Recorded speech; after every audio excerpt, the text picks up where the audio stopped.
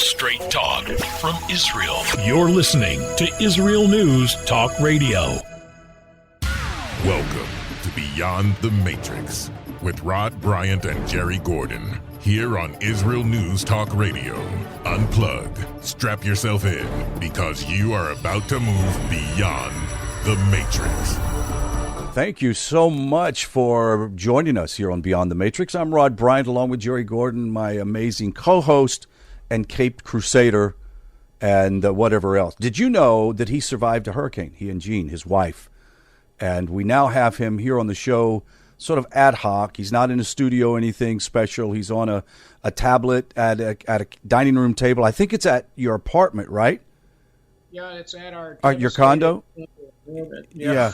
So they're having to live somewhere else, but he came back to the apartment to use his internet. They've got internet and power back, but they're in the process of trying to get the repairs done on the water damage that was in the condo. So, Jerry, it's good to see you guys survive, man. Thank you. And again, to our listeners and viewers, keep those messages of good remarks coming. Thank you. We really do appreciate it. We actually have a new guest today that has not been on the show before. His name is Gilad Liberman. And he has been writing some pieces in Israeli, news agencies about Sudan. And as you well know, we've been talking about Sudan for a number of years. And to be honest with you, I've asked the question, why the heck are we even dealing with Sudan? What the point? It's a mess.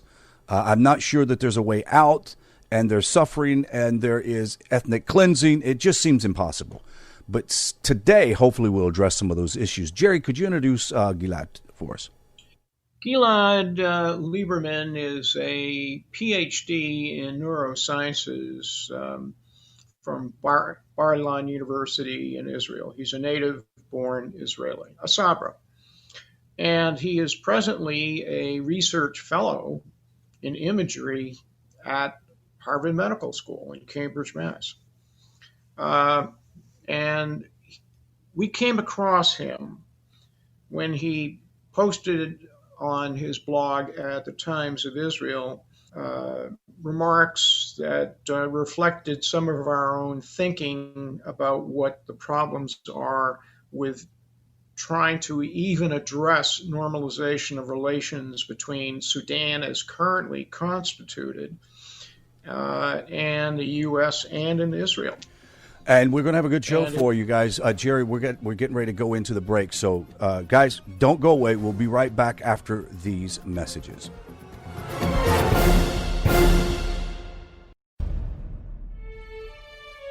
Israel is located in one of the most volatile areas in the world. Israel is an island of stability in a sea of war and unrest. In the midst of this turmoil, Israel stands out as a beacon of order and human progress. Each week we update you on what's happening in this, the Jewish state, a true light unto the nations. This is Jay Shapiro. Join me every Thursday on Israel News Talk Radio.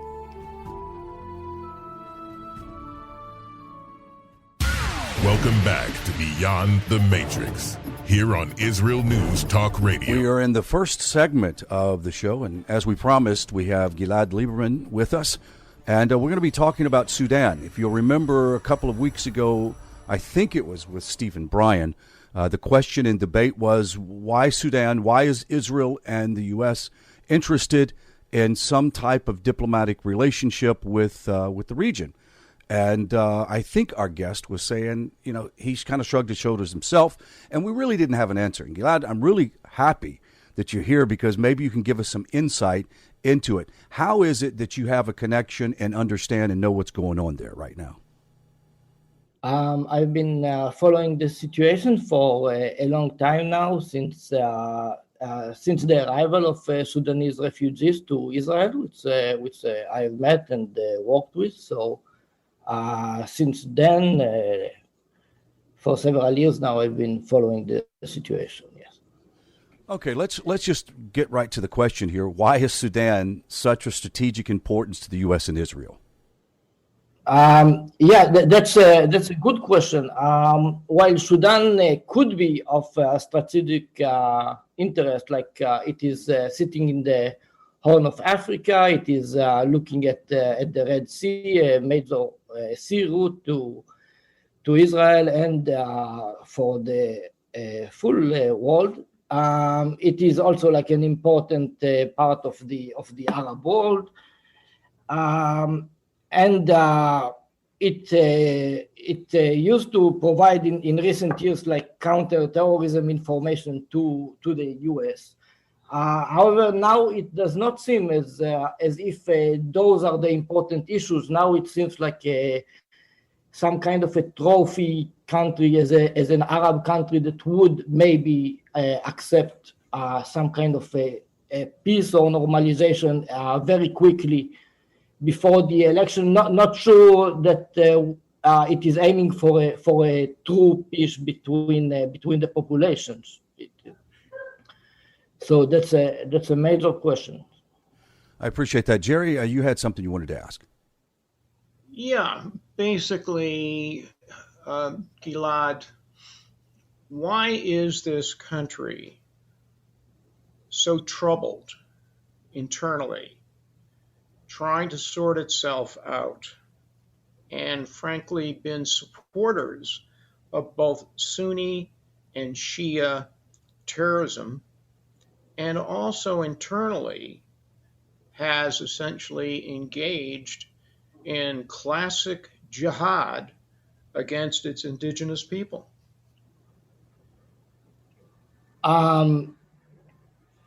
This country is torn by militias, mainly Arab militias that were used to be called the Janjaweed, that have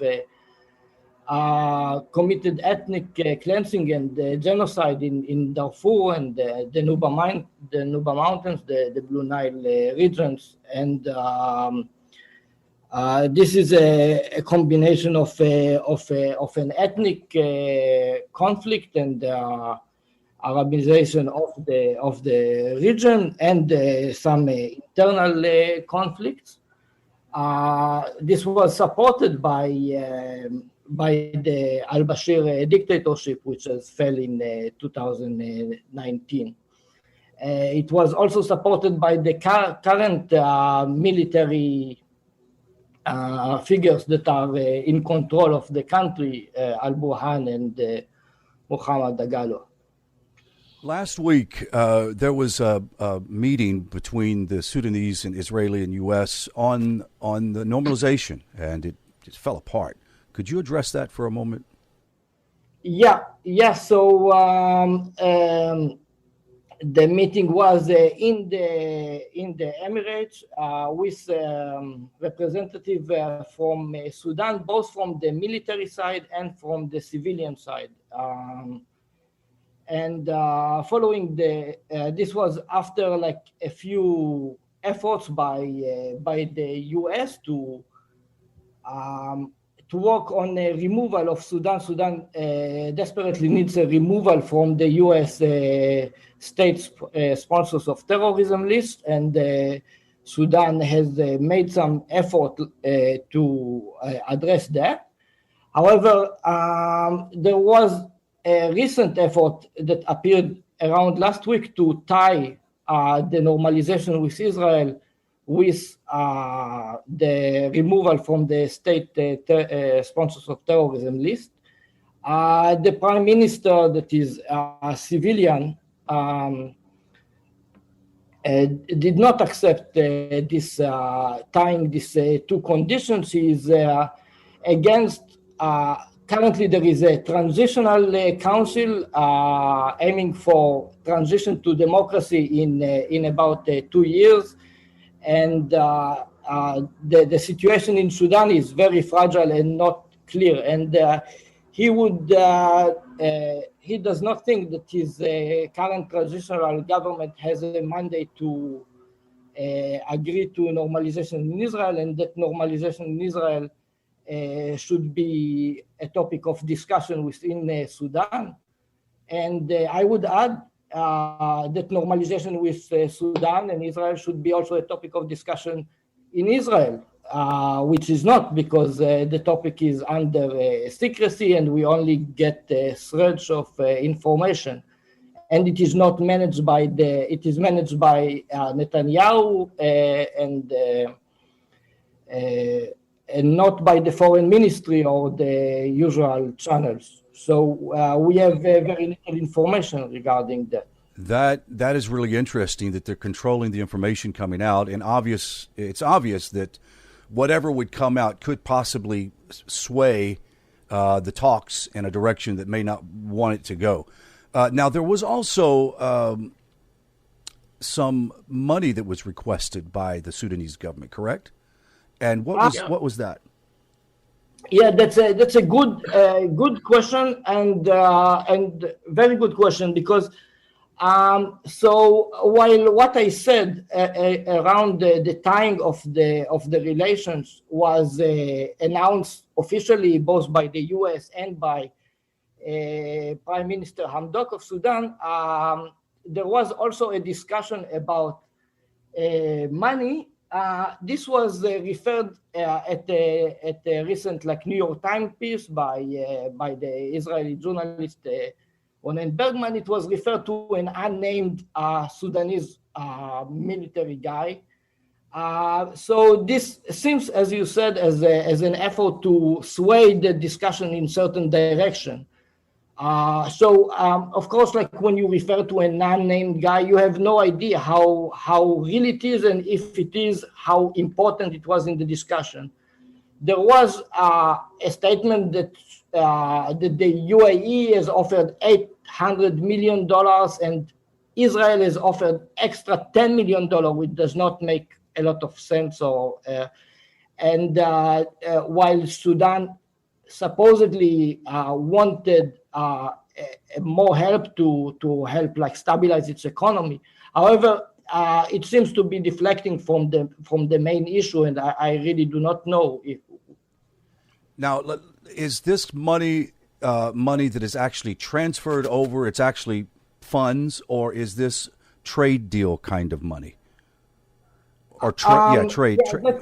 That is very difficult to know. It is also money that would supposedly mostly come from the Arab Emirates, which support the military side, support Burham and Degallo, and control indirectly the Sudanese economy. So it is really,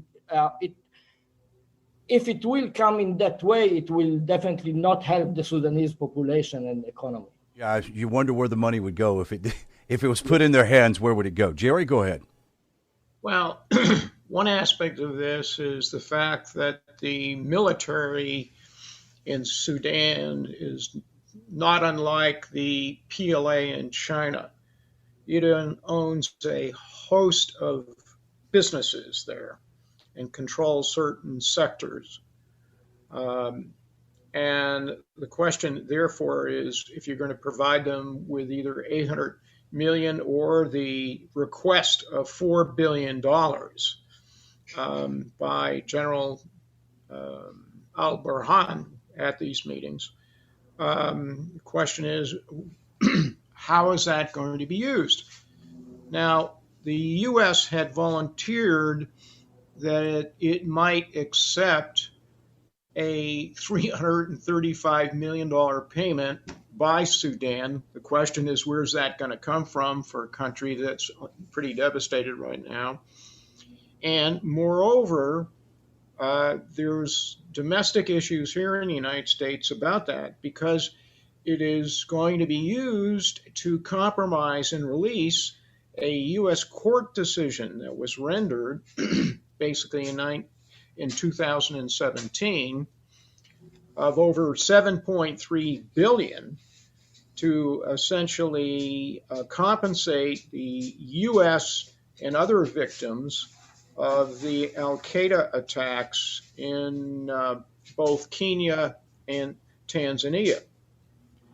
And so the domestic political thicket here in the United States is the fact that there are members of Congress who basically would say, we're not going to do that because we basically want the 9/11 victims compensated as well. Jerry, we're going to have to go to a break, so stand by. Gilad, thank you so much for hanging around with us, and we're going to go to a commercial break, and we'll be back right after these messages.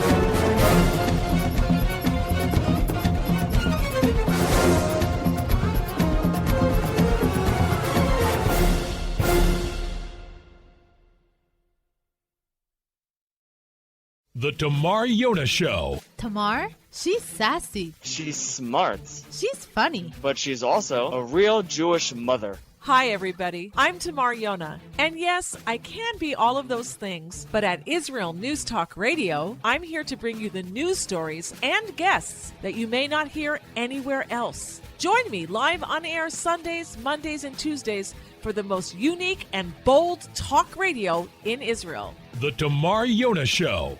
Psalm 23, the Lord is my shepherd, I shall not want. Did you know this psalm and many others were composed by a Jewish shepherd and musician who later became a king? Would you like to know some of the inner meanings of psalms to help you connect with God and strengthen your soul? An exciting and easy-to-read book is now available which will help you do just that. Software for the Soul, Psalms for Everyone, available on Kindle, Audible, and Amazon.com. Software for the Soul. Modesty at the beach? It isn't just about body image. It's about feeling good. Modest swimsuits, so we don't get burned by the sun. So we won't get ogled by strangers. So we'll feel free to express ourselves without the need to expose ourselves. Let Marcy Modest help you to cover up what you want, how you want. Made in Israel. Visit marcymodest.com. That's MARSEA modest.com. And get a 10% discount on your first purchase.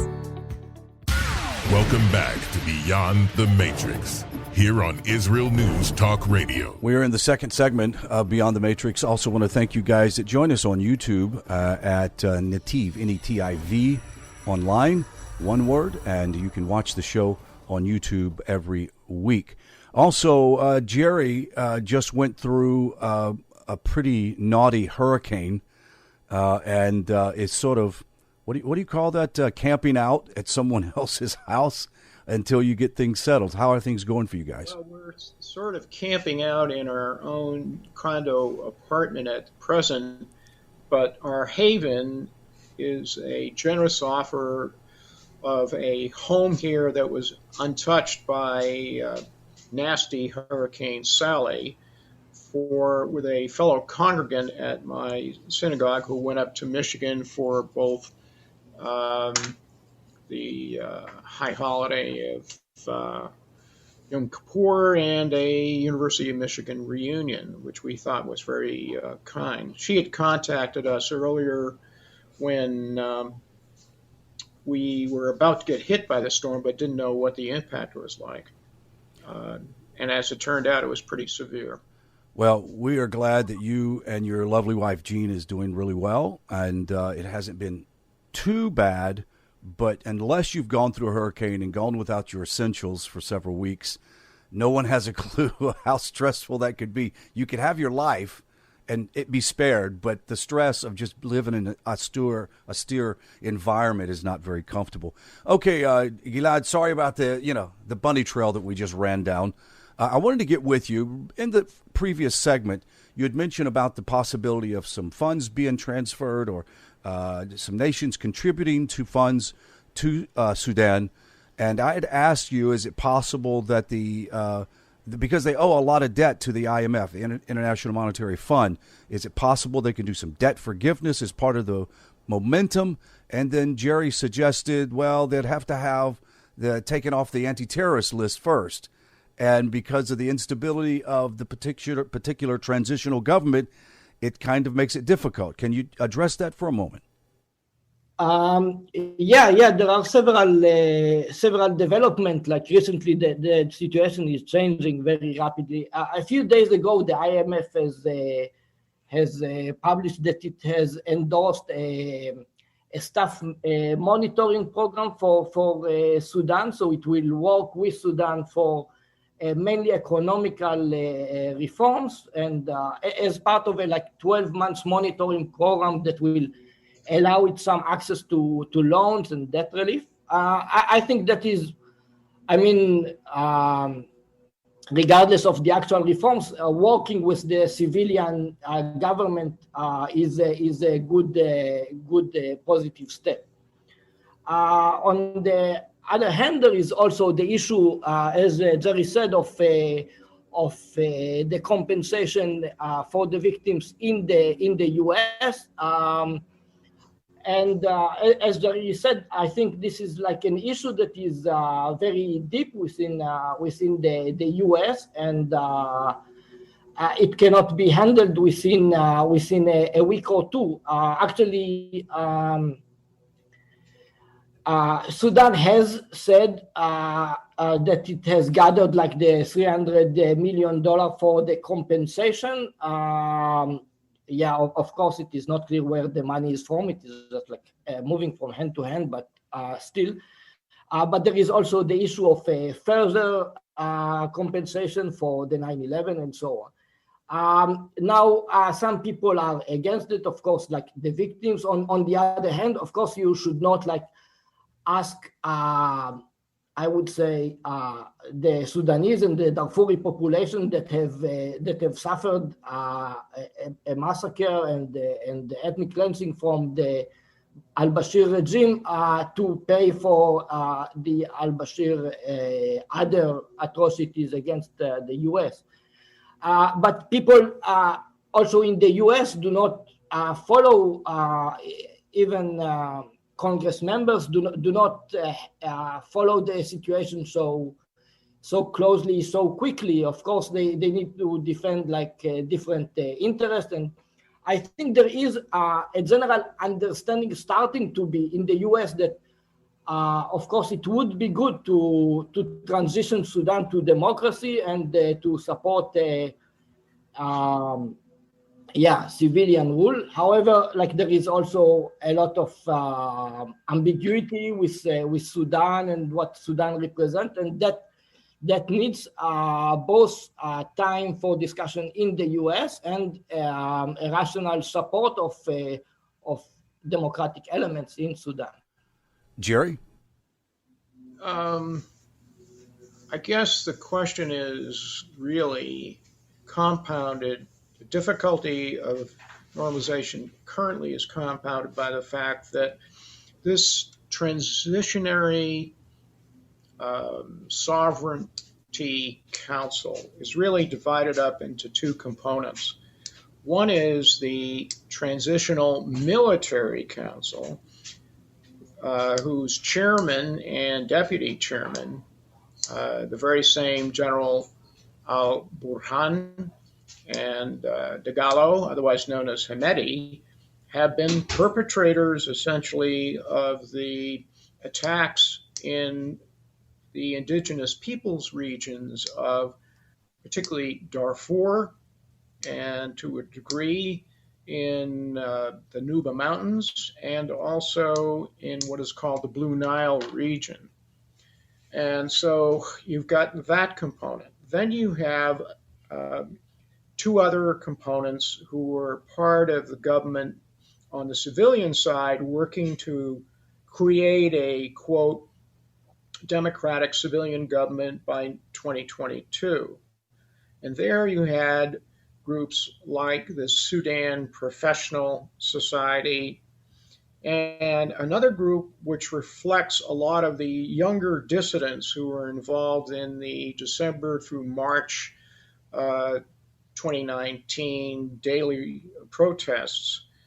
And that's the Forces for Freedom and Change. That group in particular is very interestingly supportive of normalization with Israel. The current premier, the prime minister of this transitionary civilian component, Abdullah Hamdok, is very cautious, believes there has to be a series of major discussions amongst the various components before they can actually begin to fashion something. The other issue which is troubling is that the chairman, General al-Burham, and the deputy chair, Degallo, or Hemeti as he called, basically were part of the Bashir regime and may have been indicted by the ICC in probably not the first series of indictments in 2009, but also in the 2010. In any case, they are the ones running the Rapid Support Force Janjaweed militias that have been rampaging, particularly in Darfur and some other areas as well. And how you control that and how you bring these culprits to justice is a very touchy situation. Gilad, do you have any observations on that? It is a very difficult. It's a very difficult situation, and the whole country is in a very fragile moment. There were indication. Hamdok, the prime minister, has indicated that they will transfer al-Bashir to the international court in the Hague.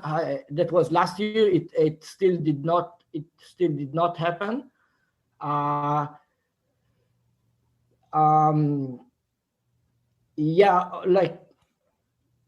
This is a very serious issue that should be also addressed very cautiously, because we know that when military leaders are under threat of imprisonment, that could definitely lead to the collapse of the country and more massacres, as long as they still have power. So there was a very important discussion in the UN Security Council in June, where they discussed the next UN mission to Sudan. There was a discussion if that mission will have force, or it would just be a weaker mission than the current one to support democratic transition and so on. So due to pressure from Russia and China, the next mission will be weaker than the current one, weaker than UNAMID, and does not have soldiers. Although it used a very ambiguous wording. So this is part of the effort that we need to push for more transparency and more monitoring of the situation in Sudan, and slow transition to civilian rule. I'm not sure if a strong break will be helpful at the moment. That is a very delicate issue, and I think at the moment. We're gonna have to go to a break, Gilad. Sorry about interrupting you there, guys. Don't go away. We'll be right back after these messages. You're listening to Beyond the Matrix here on Israel News Talk Radio.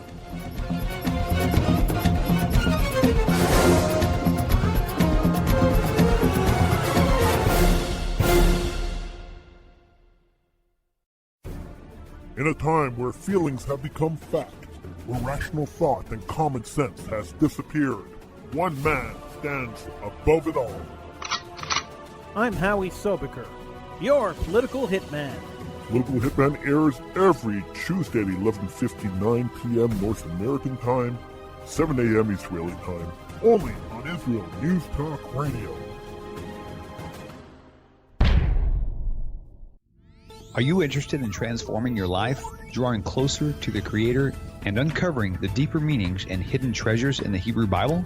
Then join me, Rav Yitzhak Michelson, and me, William Hall, on the science of Kabbalah, where we are seeking to narrow the gap between what we understand of our physical and spiritual worlds.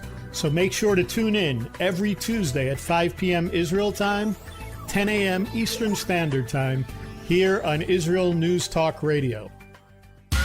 Welcome back to Beyond the Matrix, here on Israel News Talk Radio. We're in the third and final segment of the show. Rod Bryant here along with Jerry Gordon and Gilad Liberman.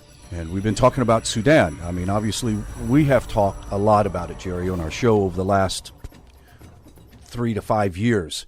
And we're actually beginning to see some process towards some normalization. And I know that when it first came up several years ago, it looked very bleak and almost utterly impossible to see that this transitional government was going to actually work. And would there be an increase in sort of a, internal struggle between different factions, or would it finally slow down to where we could get some normalization? So this is a really interesting conversation. Gilad, I'd like to ask you something that's a little shift from the last segment, but who controls the money in that country? Yes, so far at the moment, the military complex is definitely in control of the economy in the country, both the gold mine and what left of the petrol, but also of civilian companies and the flour mills. So the economy is mainly supported by the military complex that is backed up and supported by the UAE, by the Arab Emirates. Jerry, go ahead.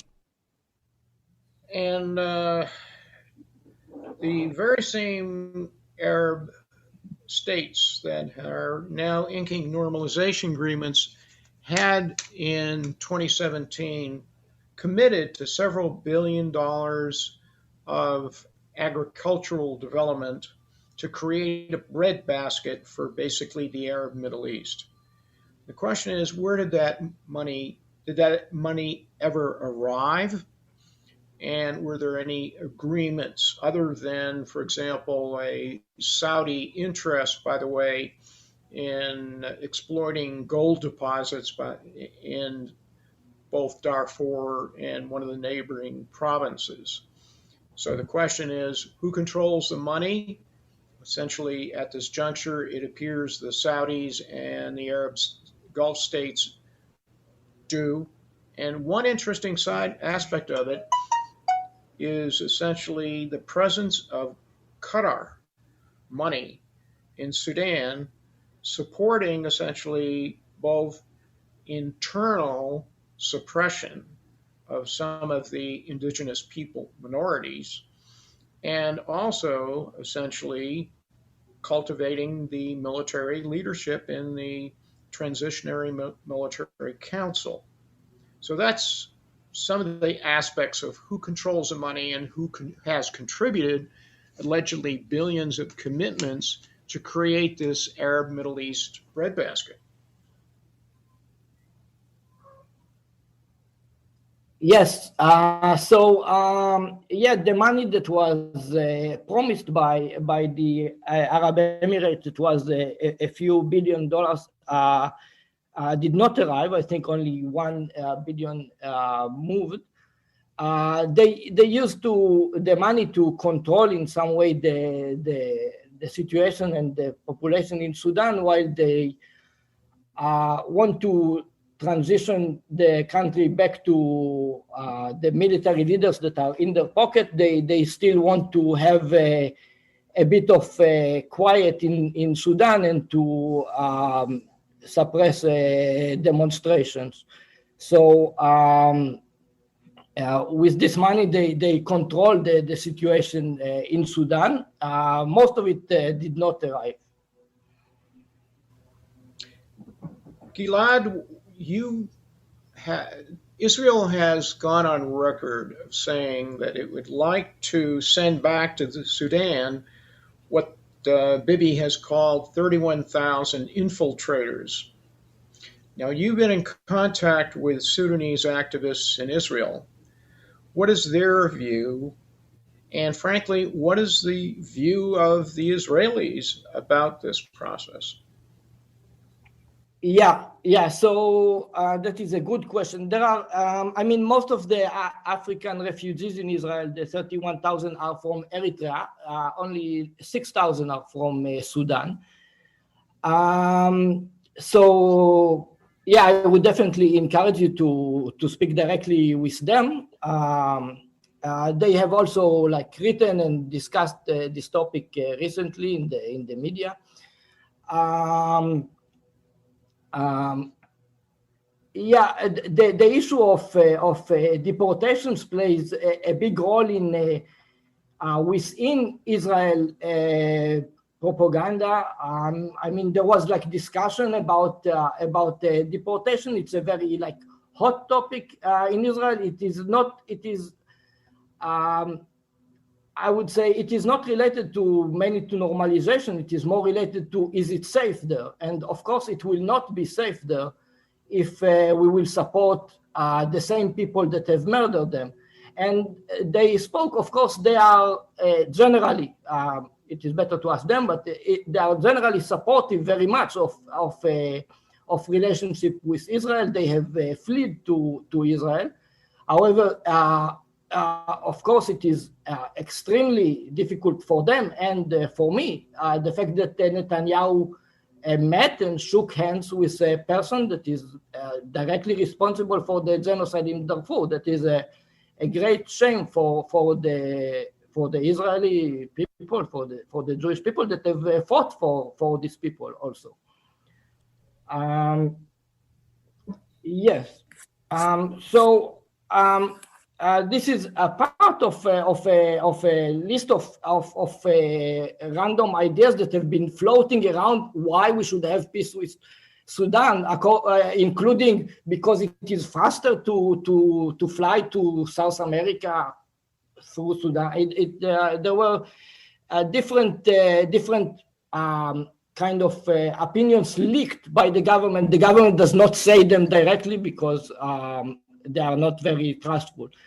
The people in Israel are also a bit confused because this topic comes and goes within around a week, and again there are very different positions about Sudan. It is an enemy country. It has fought against us. The people have committed genocide against indigenous African people. There are many views in Israel, but I think there is not enough, of course, stable discussion about this issue. It is maybe we will move to a normalization with Oman next week, so we do not discuss it. Very, very good response. I really appreciate that. You had mentioned ethnic cleansing. What is the status of that now? Is it as high as it used to be a number of years ago, or is there still ethnic cleansing going on in the mountains, etc.? The ethnic cleansing continues. There was a report of murders and rape and murder just last week, and continuously all over this period since 2019, 2020. There are continuous reports of murders and mass murders. People are still displaced in the camps. And one very dangerous thing that happened is, of course, the weakening of the force that is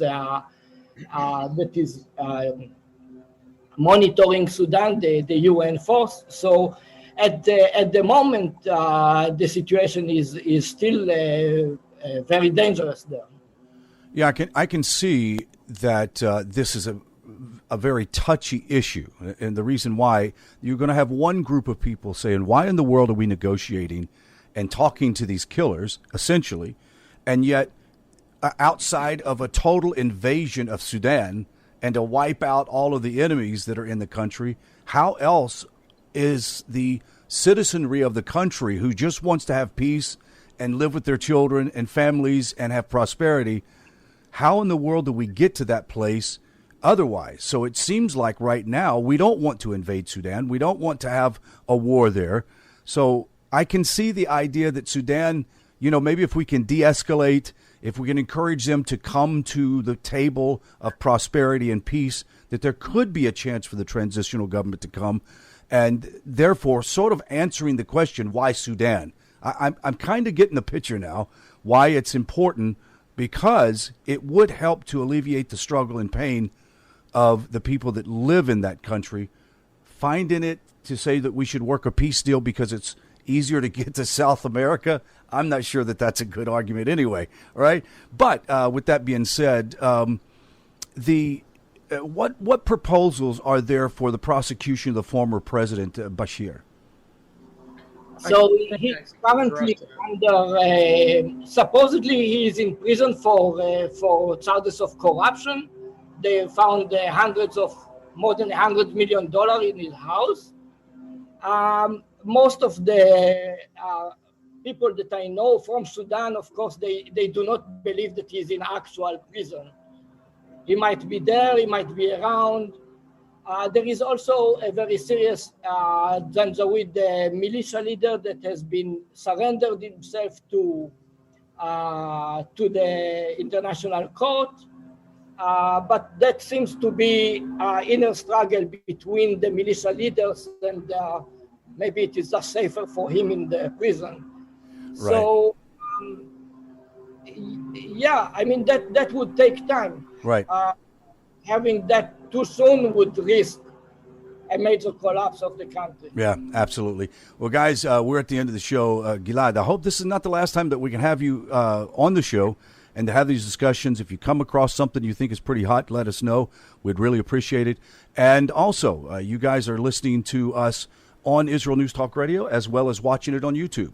And we want to say thank you so much for participating with us today. And until next time at this same time, we'll say shalom, shalom.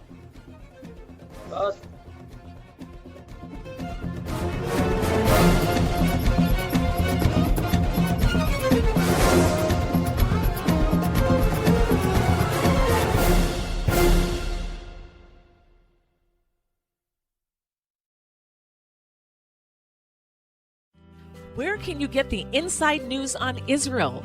At Israel News Talk Radio, we're dedicated to sharing Israel's inside story with the world by providing our listeners with news on Israeli politics, current affairs, and Israeli Jewish culture. The Israel News Talk Radio homepage also provides you, the listener, with useful information at your fingertips, with scrolling news headlines, weather, currency exchange, Shabbat candlelighting times, and so much more. Our radio programming is always accessible and on demand. We operate absolutely free of charge for everyone, everywhere. If you love what we do, partner with us now by becoming an Israel News Talk Radio supporter. With your support, you'll be inscribed on our Israel News Talk Radio Wall of Fame. There's nothing like us in the world. Be part of something great. Israel News Talk Radio. Straight talk from Israel. Howdy, this is Rita from League City, Texas, now living in Israel. And though my heart may have belonged to Texas, it now belongs to Israel and all the fantastic show hosts at Israel News Talk Radio. Hi, this is Michael Solomon from Kiryat Arba, Israel. And why do I love listening to Israel News Talk Radio? Because I love listening to the interesting interviews they do and their news reporting that most other media sources don't cover. Hey, this is Nicoleko from Malmö, Sweden. It gets pretty cold here in Sweden, so I love cuddling up with a warm cup of tea while I listen to Israel News Talk Radio. Hey everybody, this is Frank Morris from Tennessee. Me and my dog Buster really love listening to Israel News Talk Radio. You're listening to Israel News Talk Radio.